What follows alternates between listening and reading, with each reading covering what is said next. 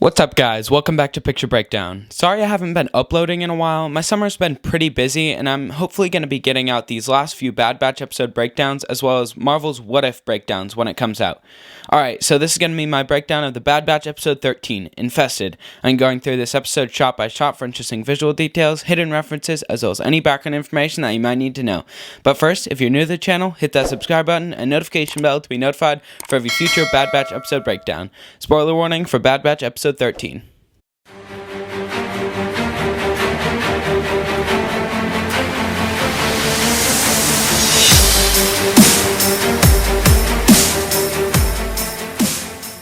Alright, so let's start off with the title of this episode, Infested, which refers to the big bug aliens that Tex says are terror creatures called Earlings. He explains their dislike of light as nocturnal insects with visual sensitivity to thermal registers.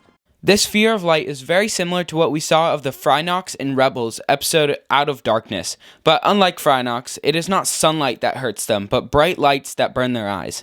So we open with the Bad Batch coming back from a mission that Sid had sent them on, and they begin to complain that Sid should give them extra for that mission because she failed to mention the drop zone will be swarming with Gundarks. Gundarks have only appeared in Clone Wars episodes with just parts of them showing, but pretty much they're 8-foot-tall carnivorous monsters from the planet Vancor. They've got 16 claws, great hearing, and 4 arms, and they're very much feared for their ferocity, so you're probably able to see where the complaining might be coming from. They get into Sid's place, and on the table there's some Orbesh, that for some reason the letters are mirrored, but it translates to betting field, so this is probably some sort of digital poker table. They then see some Pikes walking out, and we later find out what they are there for. The Pike Syndicate is a large criminal empire built around spice mining, transporting, and selling, whose business is done through their homeworld of Obadiah. The Bad Batch get into the office, and they find out that it's no longer Sid sitting in the office, but Roland Durand, and I love how they have him petting Ruby the same way classic villains stroke cats as they're just being evil. They decide to go with Sid's plan to go through the mining tunnels to steal the spice, and on their way, Wrecker accidentally drops his flashlight, which starts to waken the hive, but they eventually calm down. I'm thinking that the sound was loud enough to wake them up, but since the flashlight was on when he dropped it, the light could have kept them from coming out of the cave. We then cut to the inside of Sid's place, and we see a screen on the counter, presumably some sort of menu, and it has some Orbesh on it. The first one translates to Lack, which could be short for Sarlacc, I guess, the thing that ate Boba Fett in Return of the Jedi. The second one translates to TEB, the third goes to WALL, and the fourth goes to Meats.